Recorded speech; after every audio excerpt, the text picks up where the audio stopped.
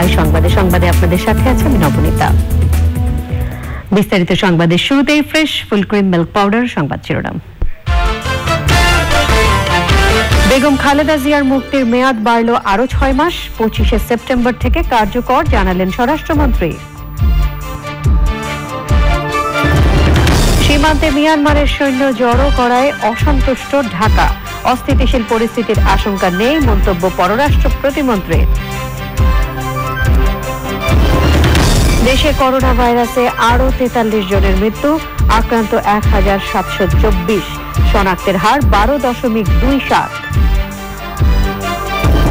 বুয়েট শিক্ষার্থী আবরার ফাহাদকে পিটিয়ে হত্যা মামলার বিচার শুরু, 25 আসামির বিরুদ্ধে অভিযোগ গঠন।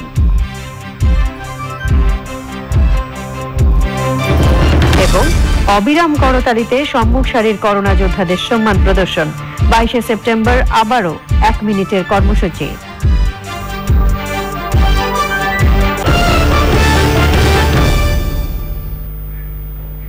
এছাড়াও নিটল টাটা বিশেষ সংবাদে থাকছে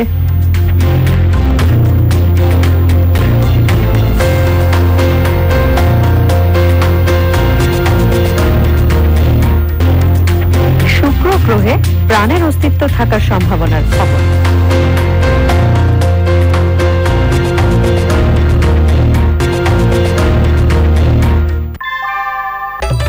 ঘরের চালের স্থায়ী সমাধান আনোয়ার সিমেন্ট শীট, সব সিজনেই ফিট। সংবাদ শিরোনামগুলো জানাছিলাম। এখনকার সংবাদ আয়োজন একই সঙ্গে চ্যানেল আই অনলাইনের লাইভ টিভি এবং চ্যানেল আই অনলাইনের ভেরিফাইড ফেসবুক পেজেও সরাসরি প্রচার হচ্ছে। যাচ্ছি পুরো সংবাদে। বিএনপি চেয়ারপারসন বেগম খালেদা জিয়ার মুক্তির মেয়াদ আরো 6 মাসের জন্য বাড়িয়েছে সরকার। স্বরাষ্ট্রমন্ত্রী জানিয়েছেন, তার ভাইয়ের আবেদনে 25শে সেপ্টেম্বর থেকে নতুন করে মুক্তির মেয়াদ কার্যকর হবে। তবে খালেদা এই সময়ের মধ্যে দেশের বাইরে যেতে পারবেন না। মোরসালিন বাবলা জানাচ্ছেন। চলতি বছরের 25শে মার্চ শারীরিক অসুস্থতার কারণে কারাবন্দী খালেদা জিয়াকে নির্বাহী আদেশে 6 মাসের জন্য মুক্তি দেয় সরকার। মুক্তির মেয়াদ সময় শেষ হওয়ার আগেই সময় বাড়াতে স্বরাষ্ট্র মন্ত্রণালয়ে আবেদন জানান খালেদা জিয়ার ছোট ভাই শামীম ইস্কান্দার। আইন মন্ত্রণালয়ের মতামত সহ আবেদনটি প্রধানমন্ত্রীর কার্যালয়ে পাঠানো হলে অনুমোদন দেন প্রধানমন্ত্রী। এরপরেই 2টি শর্ত উল্লেখ করে প্রজ্ঞাপন জারি করে স্বরাষ্ট্র মন্ত্রণালয়। শামীম ইস্কান্দার একটি আবেদন করেছিলেন আমার নিকট। আমি আইনের ব্যাখ্যা নিয়ে, আইন মন্ত্রণালয় থেকে ব্যাখ্যা নিয়ে আমি মাননীয় প্রধানমন্ত্রীর কাছে প্রেরণ করেছিলাম। মাননীয় প্রধানমন্ত্রী সদাশয় বিবেচনা করেছেন যে আগে আরো 6 মাস, যেই মেয়াদকাল আরো 6 মাস বৃদ্ধি করে দিয়েছেন এবং আগের যে কন্ডিশন সেই কন্ডিশনগুলো বহাল রেখে তিনি ঢাকাস্থ নিজ বাসায় থেকে চিকিৎসা গ্রহণ করবেন, চিকিৎসা সেবা গ্রহণ করবেন। উক্ত সময় তিনি দেশের বাহিরে গমন করতে পারবেন না। দেশের কারাগারগুলোর নিরাপত্তা হঠাৎ করে কেন জোরদার করা হয়েছে এমন প্রশ্নে স্বরাষ্ট্রমন্ত্রী বলেন, কারাগার থেকে যাতে বন্দী পালিয়ে যেতে না পারে সেজন্য নিরাপত্তা ব্যবস্থা কড়াকড়ি করা হয়েছে। আমাদের কারাগারগুলো সুরক্ষিত করার জন্য আমরা, আপনারা একটা জানেন, আমাদের একজন অপরাধী আমাদের কারারক্ষীদের দুর্বলতার কারণে তারা একজন পালিয়েছেন। সেই জন্যই আমরা কারাকে আরো শক্তিশালী করছি, এর অবস্থান আরো দৃঢ় করছি যাতে করে আর এই ধরনের ঘটনা না ঘটে। জঙ্গিদের মূলোৎপাটন সম্ভব না হলেও সরকার এ ব্যাপারে সতর্ক আছে বলে জানিয়েছেন স্বরাষ্ট্রমন্ত্রী। মোরসালিন বাবলা, চ্যানেল আই, ঢাকা। বাংলাদেশ ও মিয়ানমারের আন্তর্জাতিক সীমান্তে মিয়ানমারের উস্কানিমূলক আচরণের ব্যাখ্যায় সন্তুষ্ট নয় ঢাকা।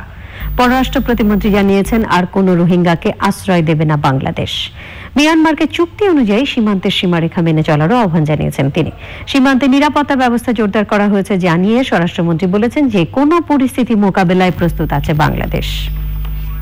আমরা তো পরিস্থিতি পর্যবেক্ষণ করছি। আর একটা জিনিস আমি সবসময় বলেছি, আমরা সবসময় প্রস্তুত থাকি। এই প্রবলেম তো আমাদের রয়েছেই, আমরা এই সমস্ত প্রবলেম নিয়েও আমাদের মাননীয় প্রধানমন্ত্রী এগুলি সহ্য করেও আমরা বন্ধু সুলভ, প্রতিবেশীর সঙ্গে বন্ধুত্ব সুলভ আচরণ করে যাচ্ছি।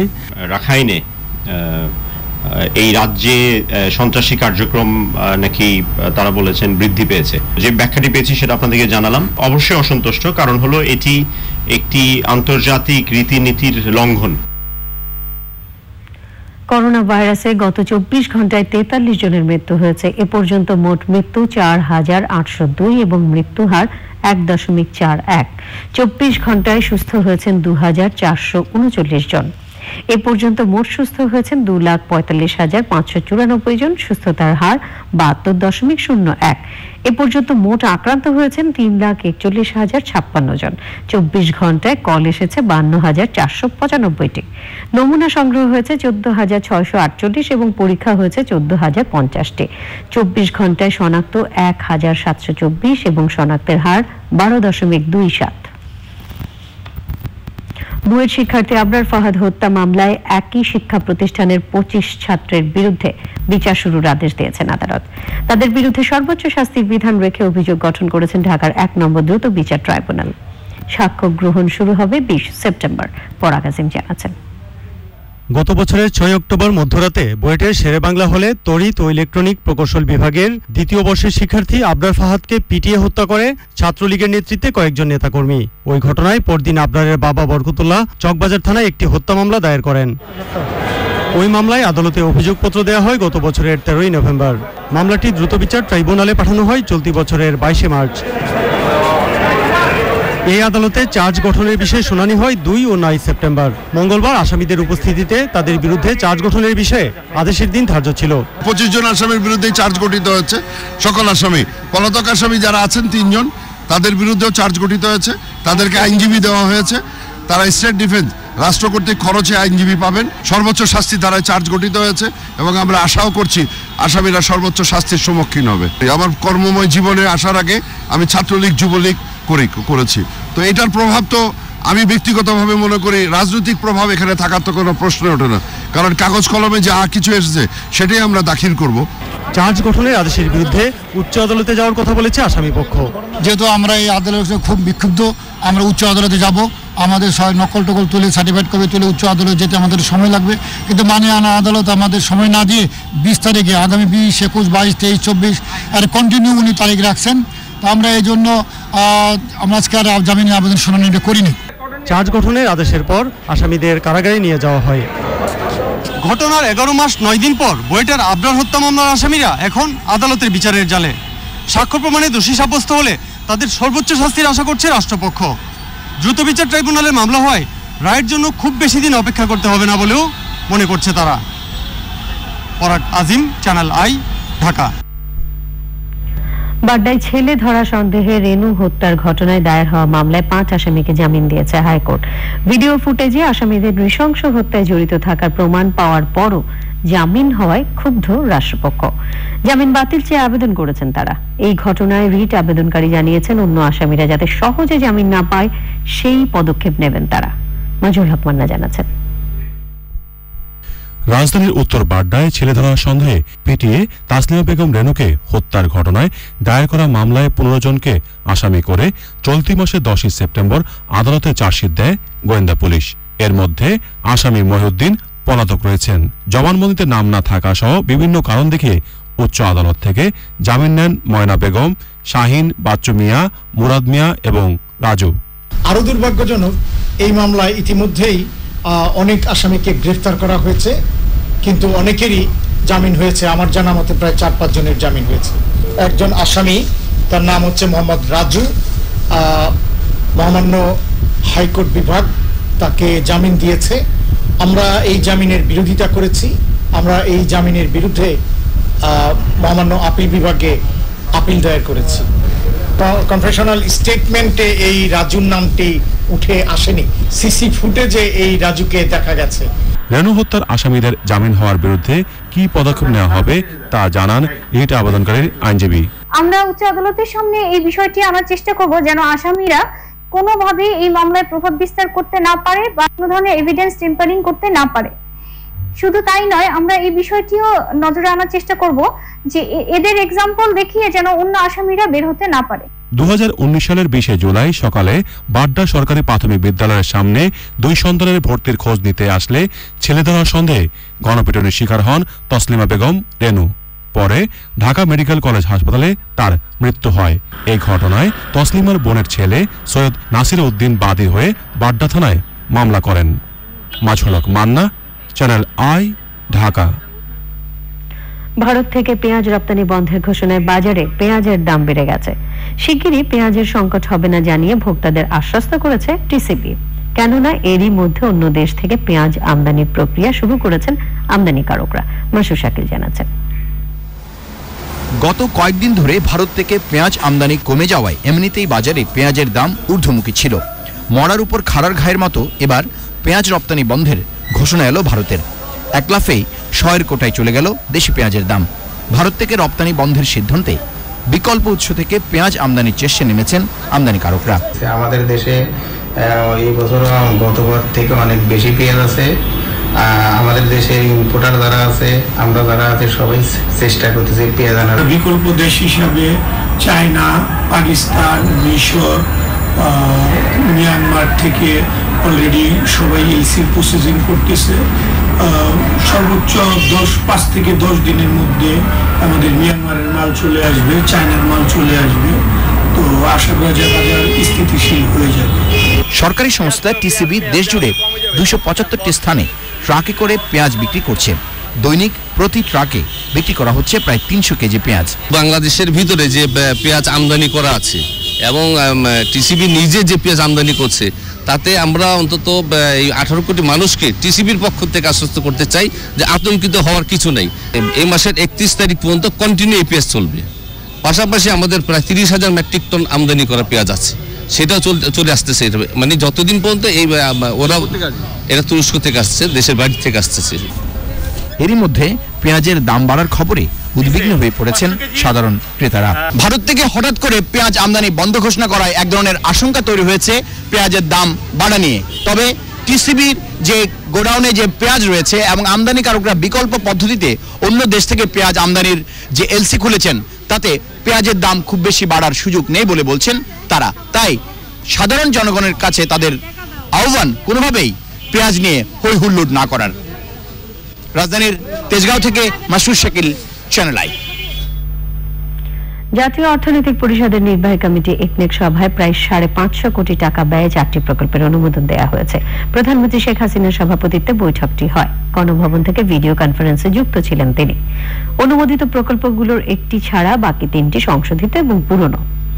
এর মাঝে আছে আরবান রেজিলিয়েন্স প্রজেক্ট প্রকল্প, রাজশাহী বিশ্ববিদ্যালয়ের ভৌত অবকাঠামো উন্নয়ন, দেশীয় প্রজাতির মাছ এবং শামুক সংরক্ষণ এবং বঙ্গবন্ধু শেখ মুজিব সাফারি পার্ক, গাজীপুরের অ্যাপ্রোচ সড়ক প্রশস্তকরণ এবং অন্যান্য প্রয়োজনীয় অবকাঠামো উন্নয়ন। প্রকল্পগুলো বাস্তবায়নে সরকারের তহবিল থেকে যোগান দেওয়া হবে 440 কোটি 94 লাখ টাকা এবং বৈদেশিক উৎস হতে ঋণ পাওয়া যাবে 93 কোটি 40 লাখ টাকা।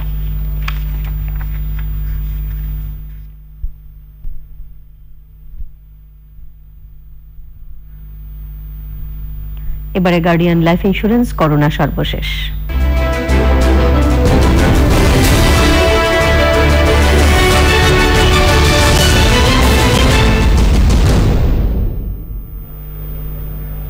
করোনা ভাইরাস প্রতিরোধে সম্মুখ সারি যোদ্ধাদের 1 মিনিট অবিরাম করতালির মাধ্যমে সম্মান জানিয়েছেন দেশবাসী এবং প্রবাসীরা।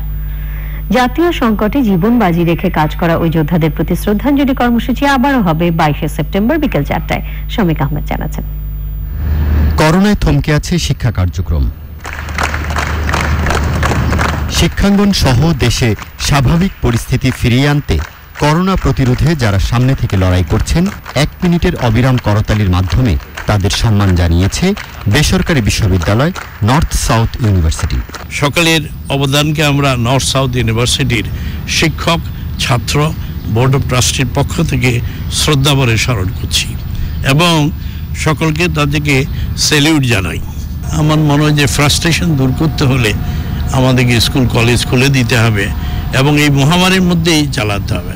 আমরা জানি না মহামারী কত মাস থাকবে, কিন্তু আমার মনে হয় মুখের এইটা লাগিয়ে যদি চলা যায় সেটা দিয়ে আরম্ভ করতে হবে। ক্যাম্পাস লাইফটা তারা টোটালি মিস করতেছে, চিন্তা করতে আমাদের খারাপ লাগে।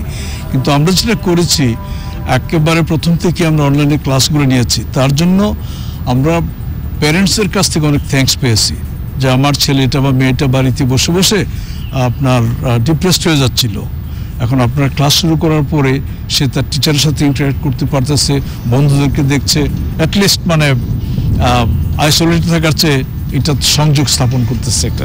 আশা করছি যে শীঘ্রই এই পরিস্থিতি থেকে আমরা বেরিয়ে আসব, আর আমাদের ইউনিভার্সিটি ইনশাল্লাহ ভালোই করছে, আর এটা চলে গেলে তো ইউনিভার্সিটি আবার শুরু হয়ে যাবে। আমাদের ছাত্রছাত্রীদের কোনো একটা ক্ষতি হবে, নতুন সেশন শুরু হবে, সেখানেও ওরা এগিয়েই থাকবে ইনশাল্লাহ, যদি আমাদের করোনাটা চলে যায়। প্রতি মঙ্গলবার বিকেল 4টায় 1 মিনিটের অবিরাম করতালিতে করোনা লড়াইয়ে সম্মুখ সারির যোদ্ধাদের শ্রদ্ধাঞ্জলি কর্মসূচির উদ্যোক্তা প্রকৃতি ও জীবন ফাউন্ডেশন, মতিঝিল সরকারি স্কুলের প্রাক্তন শিক্ষার্থী ও একদল ফেসবুক ব্যবহারকারী।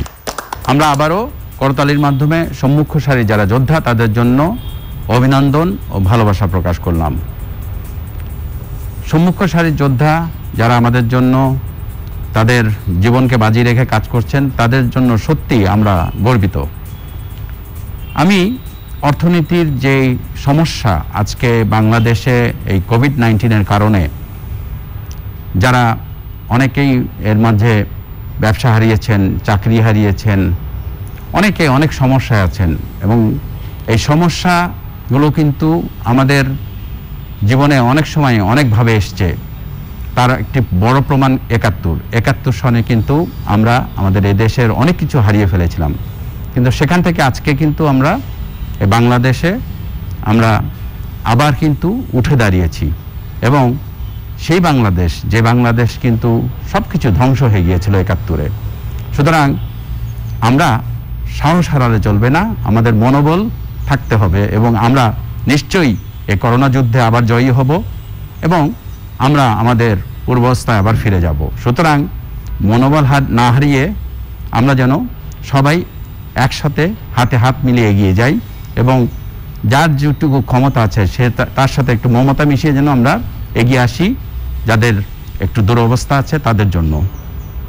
আগামী মঙ্গলবার বিকেল 4টায় আবারও আমরা করতালির মাধ্যমে অভিনন্দন জানাবো সম্মুখ সারির যোদ্ধাদের জন্য। দেশবাসী আপনাদের সাথেই আছে।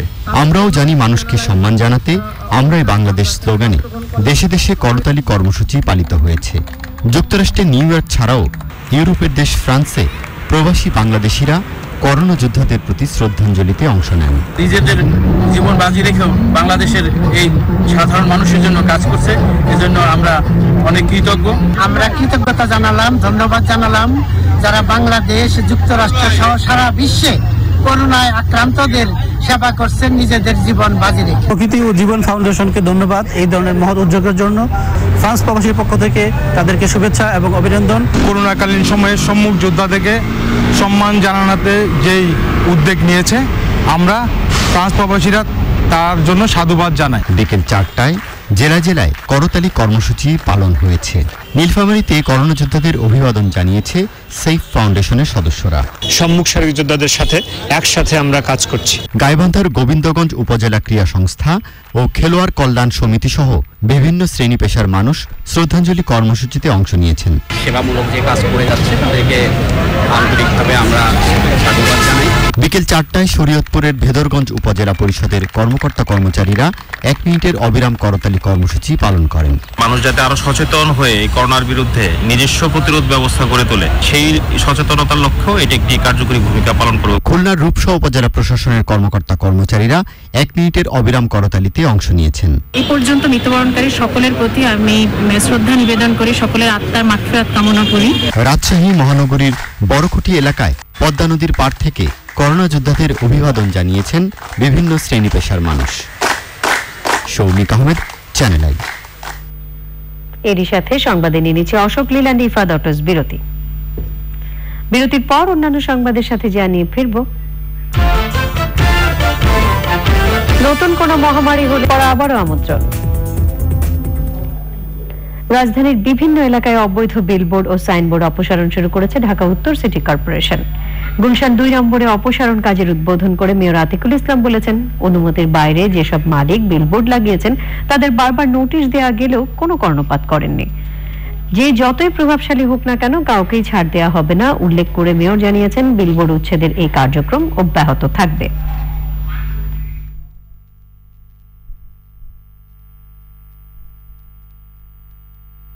বিলবোর্ড সাইনবোর্ড আপনি দেখেছেন যে যখন ট্রেড লাইসেন্স যখন নামা হয় সেটা তার কাছে পারমিশন নেয় না একটা যে 3 ফিট বা 2 ফিট, কিন্তু 3 ফিট বা 2 ফিটের জায়গায় তারা 6 ফিট বা 20 ফিট কিন্তু করে ফেলছে।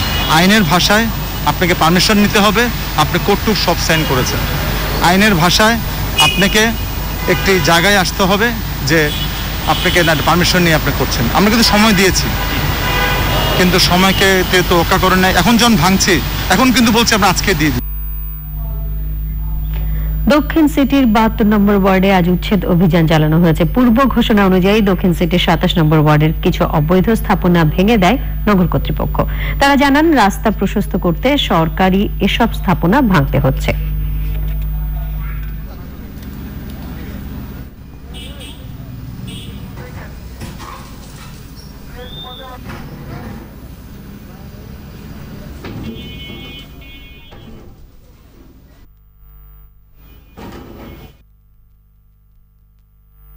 ভবনগুলি 60 ফিটের মধ্যে পড়েছে, এই ভবনগুলি আমরা অপসারণ করছি। ওনাদেরকে আগে জানিয়ে দেওয়া হয়েছে, ওনারা এইগুলি ভবনগুলি এলাকার উন্নয়নের স্বার্থে এবং রাস্তা সম্প্রসারণের স্বার্থেই নিজেদের মালামাল সরিয়ে নিয়েছেন। সামিট আন্তর্জাতিক সংবাদ।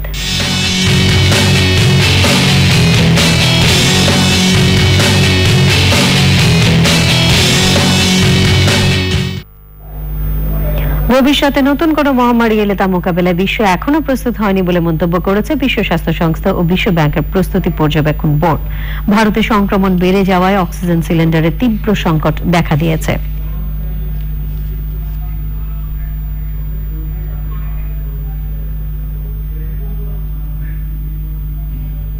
লিটল টাটা বিশেষ সংবাদ।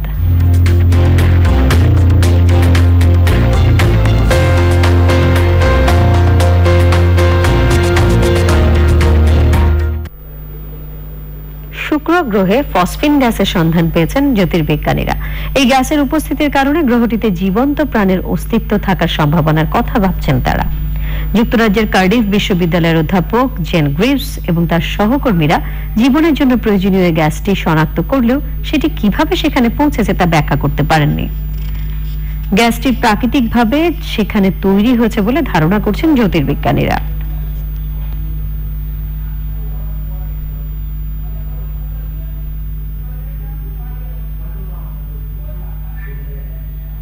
জানাবো কৃষি সংবাদ।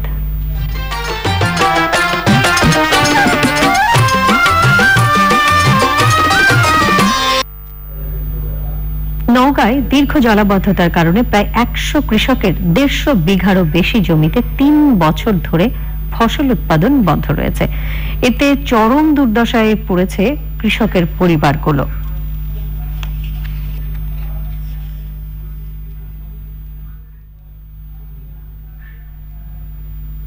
এবারে প্রকৃতি সংবাদ।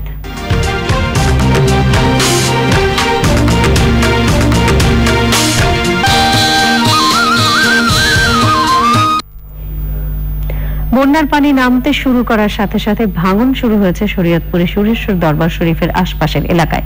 ঝুঁকিতে পড়েছে পদ্মার ডান তীর রক্ষা বাঁধ। ঝুঁকিপূর্ণ এলাকা বিবেচনায় ভাঙন রোধে জরুরি ভিত্তিতে ব্যবস্থা নেওয়ার কথা জানিয়েছেন পানি সম্পদ উপমন্ত্রী।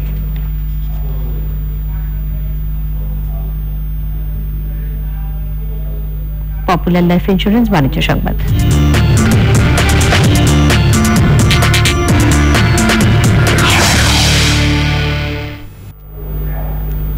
ইকো কটন মিলসকে অগ্নি বীমা দাবির 1,60,00,000 টাকা চেক দিয়েছে ইউনিয়ন ইন্স্যুরেন্স কোম্পানি।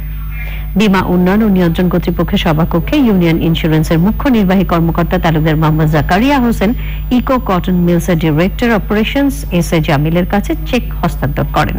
উপস্থিত ছিলেন বীমা উন্নয়ন ও নিয়ন্ত্রণ কর্তৃপক্ষের ভারপ্রাপ্ত chairman doctor M Mosharraf Hossain এবং অন্যরা।